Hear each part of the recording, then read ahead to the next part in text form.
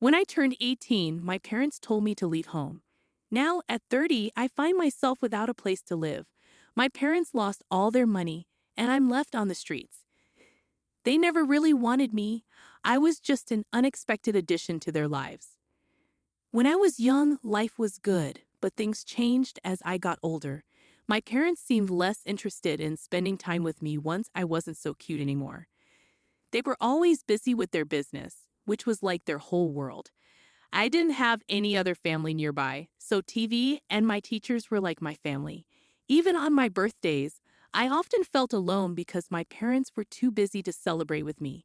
They just gave me money to buy whatever I wanted. Christmas and back-to-school shopping were pretty much the same story. We barely had a Christmas tree after I turned 10, but I managed to persuade my parents to get a fake one that I could set up and take down each year. If I had to paint a picture of my parents, they'd be the type who dress in black, enjoy their wine, and have a snobby attitude. The last time I saw them, they hadn't changed much, except my dad had started wearing a toupee. When I turned 16, I asked my parents if I could work part-time at their business, but they said there were no openings. It felt like they didn't want me there. Then, when I turned 18, they expected me to leave home since I was an adult. I was still in high school and working part-time, barely saving for college. Soon after graduation, they gave me an eviction notice and didn't help me move out. I had to rely on a friend's dad for help. I ended up in a rundown apartment, working in retail with no time or experience for college. Just a few months later, I got fired from my job because my manager seemed to have a grudge against me and kept writing me up for trivial reasons. I can't even recall what they were anymore. But I wasn't the only one treated unfairly. I reported the manager to corporate along with others who had similar experiences. Corporate investigated and eventually fired the manager for various reasons, although they kept most of it under wraps. I heard rumors about cigarette theft being one of the reasons, considering the manager was a heavy smoker. Despite corporate's actions, they refused to rehire me, only changing my termination to a layoff on paper to keep my reason clean. It seemed like they didn't want to give me another chance. I quickly ran out of money due to poor financial management and struggled to find steady work, leading to losing my apartment. Desperate, I turned to my parents for help, but they turned me away, leaving me homeless and forced to live in a tent during the winter in someone's backyard. My friends had moved on to college, leaving me behind as a broke kid doing whatever odd jobs I could find to survive. My luck changed when a neighbor of my parents discovered I was living in a tent and offered me shelter to avoid freezing.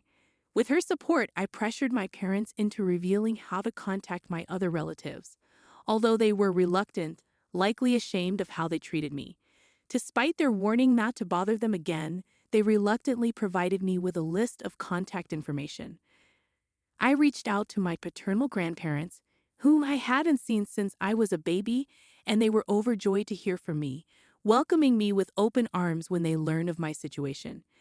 They immediately flew me over to live with them, essentially adopting me as their own.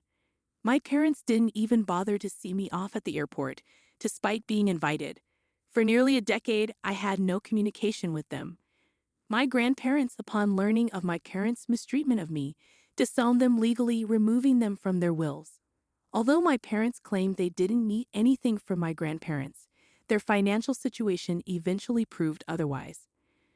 After living with my grandparents for about a year, I saved up enough to attend community college. With their support, I earned an associate's degree and landed a good job, thanks to my grandpa's recommendation. Eventually, my grandparents decided to sell me their house so they could retire to Arizona. My grandma's health was suffering in the cold winters, and they wanted to move somewhere warmer. While I was sad to see them leave, I gladly bought the house from them at a third of its value. I'll have it paid off in a few years. My job requires me to travel frequently, keeping me away from home for weeks at a time, but I enjoy the adventure. Right now, I don't have any pets or a girlfriend. I'm focused on my career. However, I hope to find companionship in the future once I have some stability. I don't want to remain a solitary bachelor forever. Returning home after more than 2 weeks away in late 2020, I was startled to find an unfamiliar white van parked in my driveway. Concerned, I was about to contact the authorities when I noticed my parents' business logo on the side of the van, filling me with dread. To my disbelief, my parents had broken into my house and were making themselves at home. Despite my anger, they greeted me casually, as if nothing was wrong. I demanded they leave immediately, but they refused, arguing that it was my grandparents' house. I reminded them that they had sold it to me upon retiring, a fact they would have known had they been involved in my life. However, they persisted, claiming it was their right to stay as it was originally their parents' house. Frustrated, I retreated to my bedroom, locking the door, and called the police. When the police arrived, they were unable to resolve the situation. My parents falsely claimed they had established residency, despite having just arrived, and asserted squatters' rights, lacking evidence to the contrary, and with no surveillance footage or support from neighbors. I found myself in a stalemate. My parents even fabricated a story of a verbal rental agreement with me, and my mother resorted to tears to sway the officers. The police deemed it a family dispute and advised me to pursue legal eviction through the courts, which was complicated by delays due to the pandemic in 2020. Meanwhile, my parents remained in my home without paying rent, flaunting their victory over me. They confessed that their business had collapsed, forcing them to liquidate most of their assets to settle debts. With nothing left but their van and personal belongings, they saw my home as their lifeline for the foreseeable future. Both of my parents managed to secure new jobs after moving in. My father became a delivery driver, while my mother found work as a sales associate. While they were earning, their only contribution was towards the electricity and water bills, which essentially amounted to handing me $100 each month, accompanied by reminders of their generosity. Whenever I broached the subject of proper rent, they dismissed it, arguing that I owed them for the 18 years they spent raising me, despite not requesting reimbursement for that time. They even threatened to withdraw assistance with the utilities altogether if I persisted. Frustrated, I reached out to my grandparents to explain the situation. Though they were displeased, my parents remained adamant, asserting their right to stay in my home. My grandfather expressed regret, acknowledging that had they not sold me the house, my parents wouldn't have taken advantage of the situation. However, I reassured him that I had already initiated legal proceedings for eviction, and my parents were well aware that their stay was temporary. I made sure my parents overheard my determination as I relayed this to my grandparents. Their response was silence. My father, occupied with his delivery job 6 days a week, often kept his distance, clearly discontent with the work. Meanwhile, my mother attempted to assert control over my home during her free time. She insisted on rearranging my living room and even pushed for my parents to claim the master bedroom, arguing they deserved it as my parents. I rejected both demands, asserting that they were not entitled to special treatment and emphasizing that I did not owe them anything simply for raising me, a basic parental duty. It was evident they were trying to assert dominance to prevent eviction. After 4 months, in early 2021, I resorted to legal action against my parents for squatting. Despite their resistance and attempts at manipulation, claiming former ownership by my grandparents and citing their $100 monthly contribution, the lack of a formal rental agreement worked in my favor. Recognizing their futile attempts, the judge ordered their eviction within 30 days. They had no rightful claim to my house. After the court ruling, they confronted me, expressing disappointment for evicting their own flesh and blood. I couldn't help but laugh, seeing the irony in their words, and labeled them as hypocrites for their previous actions toward me. Their lack of concern for my well-being spoke volumes about their supposed parental love. I owed them nothing. They attempted to lay claim to everything that was mine, but their actions hardly reflected those of loving parents. I confronted them, calling them out as snobby, deceitful narcissists, and warned them to prepare for their departure, as I wouldn't hesitate to involve the authorities if necessary. My father's anger was palpable, but my mother intervened, preventing any further escalation. With sneers and tension thick in the air, they eventually left. The final month was fraught with attempts to guilt me or ignore me altogether. I marked each passing day on a calendar in the living room, eagerly anticipating their departure date, which I circled in red. I vividly recall the relief of March 2nd, the day they were finally gone. On the very day they were legally obligated to vacate my home, my parents stubbornly remained, despite having removed all their belongings and even resorting to sleeping on the floor of the guest room in a futile attempt to persuade me to let them stay. They only began searching for an apartment after the court's eviction order was finalized. My mother struggled for weeks to secure a place, eventually settling for a small and subpar studio apartment in a neighboring city due to the limited options available on short notice. The situation bore a striking resemblance to my own experience at 18, adding an ironic twist to the ordeal.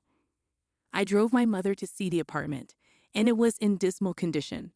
The walls were an unappealing baby green, the carpet appeared decades old, and the sole window offered a view of a nearby brick wall. Lacking modern amenities, there was no dishwasher, and the stove was unusually small. The bathroom facilities were outdated, with the toilet clearly in need of replacement. The thin walls offered little privacy, as we could hear the loud arguments of neighbors in the adjoining unit. Despite my mother's attempts to evoke sympathy with sad looks and subtle hints about my apparent guilt, I feigned ignorance until she relented. They promptly signed the lease and relocated their meager belongings to the apartment over the weekend. They insisted on taking the queen-size bed, dresser, and flat-screen TV from my guest room, which they had occupied for 5 months. Fed up, I allowed them to take the items, eager to rid my house of reminders of their presence. Their reaction implied they felt slighted, but they left without further demands. As soon as they departed for good, I wasted no time changing the locks on all exterior doors.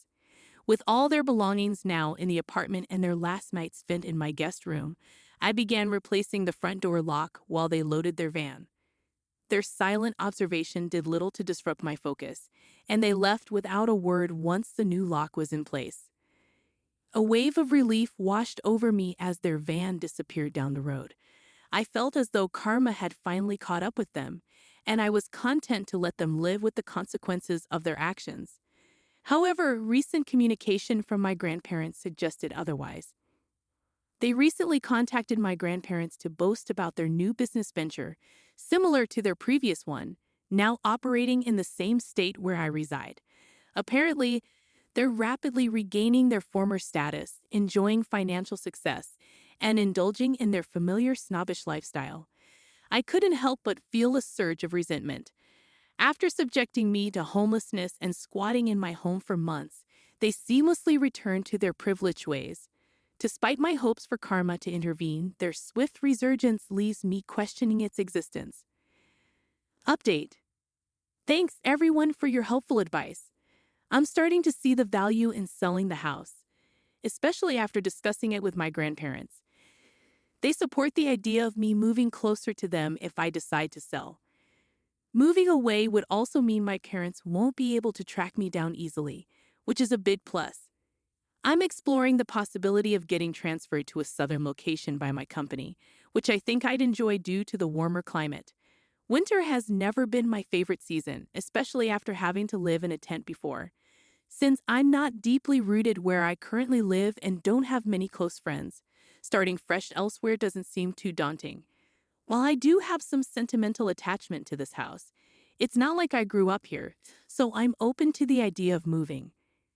I understand the importance of beefing up security with more cameras, and I'll be looking into that. Regarding how my parents managed to break in and deceive the police, it was shockingly straightforward. They found an unlocked window, grabbed my spare keys, and then fabricated a story about having a verbal agreement to live here. They even went as far as changing their address with the DMV online to make their claims more convincing. Unfortunately, the police didn't offer much help and just advised me to go through the eviction process. I regret not getting their badge numbers to report their negligence. Quick update. Yes, my parents redirected their mail to my house, adding another layer to their residency claim. If they stayed in my house for over 30 days with my supposed permission, squatters' rights could legally make them tenants. They manipulated the situation and used every tactic to convince the police they had the right to be there. With no clear evidence of how long they've been living in the house, It became a messy finger-pointing situation, leaving the police uncertain. This led me to pursue eviction through the courts. I did withhold the Wi-Fi password from my parents, since they weren't contributing to the utility bills. However, they found a workaround by using their smartphones as hotspots for internet access during their stay. As for suggestions about leaving negative reviews or exposing my parents' past, I've decided to take the high road and move on. However, if they're involved in fraudulent activities with their new business, I'll be watching with interest to see how it unfolds. Update 2. For those skeptical about the 30-day rule concerning squatters, here's the direct law in the USA. In many areas, if someone resides on your property for over 30 days with your consent, they can claim certain rights, legally becoming your tenants. This often requires following an eviction process. Even in cases where no permission was given, if an unoccupied property is unlawfully entered and lived in, specific rules still apply. My parents manipulated the situation by fabricating permission and misrepresenting their duration of stay in my house, prolonging the eviction process to 5 months. Now you have the facts. Update 3. 5 days later, after some investigation and discussions within the family, I've discovered some curious details about my parents' sudden resurgence into business after bankruptcy. Contrary to speculation, their venture isn't an NLM. Even they wouldn't stoop to such tactics. Their new business is notably smaller than their previous one, employing only the two of them compared to their former staff. Concerns were raised about potential identity theft, prompting me to monitor my credit closely, a habit I'd already adopted since dealing with their squatting situation. While I wouldn't put anything past them, there's been no suspicious activity on my credit, indicating they haven't attempted to access company funds through me. My paternal grandparents, who genuinely care for me, remain puzzled about the source of my parents' newfound wealth. Despite their attempts to reach out, my parents' calls have been rebuffed since they boasted about their success. It's evident they received no support from my father's side of the family. What about my mother's side of the family? I remembered I had an old list of contacts from my parents, which included my maternal grandmother's landline number. When I was homeless, I tried reaching out to her, but she showed no interest. Although I've never met them in person, my maternal grandparents seem to share similarities with my parents. It's like my father truly found his match in my mother. As someone pointed out earlier, they seem made for each other. I managed to reconnect with my maternal grandmother only to learn that she's been divorced for a while now, and my maternal grandfather passed away 7 months ago, leaving a significant inheritance to my mother. So that's where the money for their new business came from. My maternal grandmother seemed proud of their success and didn't delve into much else during our conversation. It's likely why my parents boasted to her about their achievements, especially since my good grandparents had cut them off. However, I couldn't care less, and neither could my good grandparents. Everyone on my father's side of the family has distanced themselves from my parents. They want nothing to do with them. It's not just me they've alienated. My mother's side of the family is also fractured, filled with divorcees and loners who dislike each other but pretend to get along. In contrast, my father's side is more normal and kind-hearted.